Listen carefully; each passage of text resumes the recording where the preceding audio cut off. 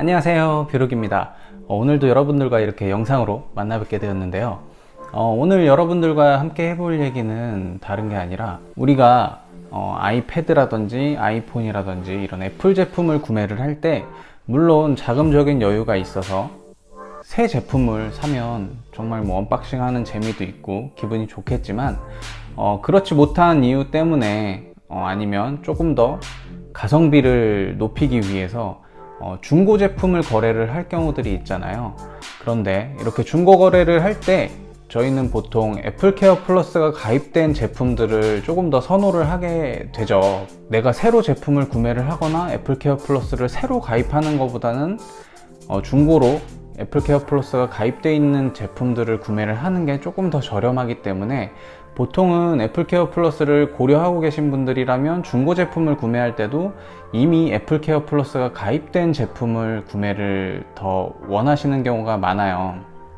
이 애플케어 플러스라는 일종의 기기 파손 보험이 기기에 귀속이 되는 거기 때문에 일반적인 어떤 통신사의 기기 파손 보험과는 다르게 기기의 명의가 바뀌더라도 이게 계속 유지가 되기 때문에 중고거래 시에도 조금 더 메리트가 있다고 볼 수가 있는데요.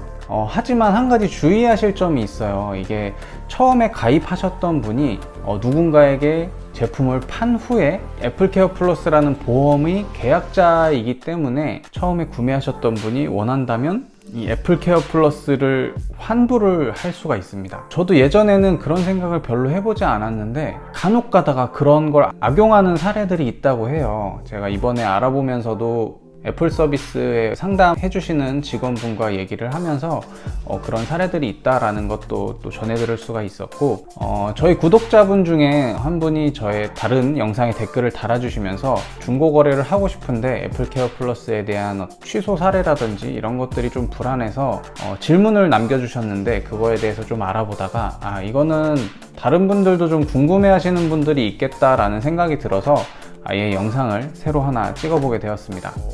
조금 전에 말씀드린 대로 판매자가 구매자에게 제품을 판매한 후에 판매자가 가입했던 애플케어 플러스를 환불 처리를 할 수가 있기 때문에 이런 중고 거래 시에는 이 애플케어 플러스의 명의를 이전해주는 작업이 가능하다고 해요. 근데 이거는 제한 사항이 있어요. 딱 한 번만 가능하고요. 만약에 판매자 A가 구매자 B라는 분께 제품을 판매하면서 애플케어 플러스를 명의를 이전을 해주셨다면 이 B라는 분이 C라는 사람에게 다시 재판매를 하면서 다시 명의 이전을 해주실 수는 없어요. 명의 이전을 할 수 있는 거는 딱 한 번뿐이라고 들었고, 이 명의 이전을 하는데 필요한 정보라든지 방법들이 있기 때문에 이런 것들에 대해서 간단하게 안내를 드리고 여러분들과 정보를 공유를 해보려고 합니다. 애플케어 플러스의 그 명의를 이전하는 데 있어서 필요한 정보는 계약자에 대한 정보가 필요하고요. 그 다음에 이제 인계를 받으실, 그 계약을 전달받으실 인계자의 정보가 필요하게 돼 있어요. 이것들이 뭐냐면, 일단 그 계약자의 정보는 계약자의 이름, 그리고 계약자의 연락처, 그리고 이 중고거래가 되는 기기의 일련 번호, 그 다음에 애플케어 플러스의 계약 번호나 아니면 주문 번호. 애플케어 플러스를 처음 가입하시면 아마 이메일로 이 계약 번호나 주문 번호가 전달이 될 거예요. 제일 앞에 글자가 W로 시작하는 계약 번호나 주문 번호, 이게 필요하고요. 이전을 받으실 인계자의 이름과 주소, 그 다음에 전화번호, 이메일 정보가 필요합니다. 근데 이 인계자분의 이메일 정보는 꼭 굳이 애플 아이디로 사용되고 있는 이메일이 아닌 그냥 개인의 이메일이면 어떤 것이든지 가능하다고 하고요. 정보는 이 정도가 필요하고, 제품 판매자분께서 신청을 하셔서 처리를 진행을 하실 수도 있고요. 아니면 제품을 구매하시는 분께서 신청하셔서 처리를 하실 수도 있어요. 그런데 계약자가, 그러니까 제품 판매자가 신청하는 경우에는 신청을 이제 보통은 애플 서비스에 전화를 해서 이제 신청을 하게 되는데, 보통은 이때 계약자가 신청을 하더라도 인계자의 정보까지 다 알 수가 있어야 해요. 그래서 보통은 이제 중고 거래를 하실 때 직거래를 하시는 경우에는 어떤 특정한 장소에서 만나서 계약자분께서 애플 서비스 쪽에 전화를 해서 신청을 하면서 본인의 어떤 정보들을 다 이야기를 해주고, 구매자의 정보가 필요한 경우에는 구매자에게 전화를 바꿔줘서 이 구매자의 정보를 전달하고, 이렇게 해서 명의 이전 절차가 마무리가 되는 경우가 많다고 하거든요.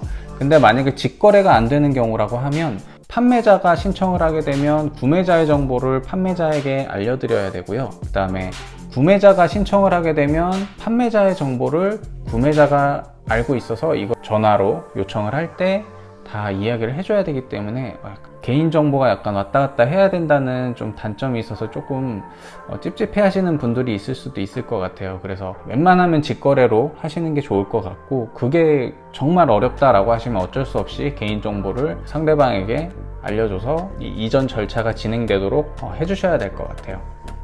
이 이전을 신청하는 경우에 또 애플케어 플러스의 주문 번호가 있어야 되는데, 이때 애플 공식 홈페이지에서 구매를 한 경우에는 이제 아까 말씀드린 대로 구매를 하게 되면 애플에서 메일을 보내줘요. 그래서 그 메일에 이제 주문 번호가 이제 들어있게 되는데, 애플 공식 홈페이지가 아닌 뭐 쿠땡이라든지 뭐 다른 어떤 뭐 오프라인 매장이라든지 애플 스토어가 아닌 이런 여러 다른 채널로 이제 구매가 가능하잖아요. 이런 곳에서 구매를 한 경우에는 그 애플에서 보내주는 메일이 안 올 수가 있어요. 그렇기 때문에 이 구매 영수증, 애플 홈페이지나 아니면은 애플 스토어에서 구매한 게 아니라면 구매한 영수증으로 W로 시작하는 주문 번호를 대체할 수 있다라고 하니까 꼭 염두를 해 두시고요.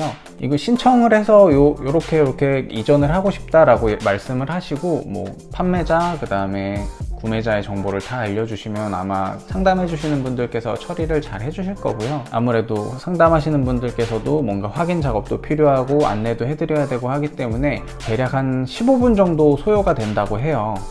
요 상담할 수 있는 시간도 딱 정해져 있잖아요. 그러니까 평일 오전 9시부터 오후 6시까지 상담이나 신청이 가능하니까 상담 가능 시간이나 아니면 이 소요 시간도 고려를 하셔서 뭐 직거래 시간을 잡으시던지 아니면은 이렇게 신청하실 때 참고를 하시면 될 것 같습니다.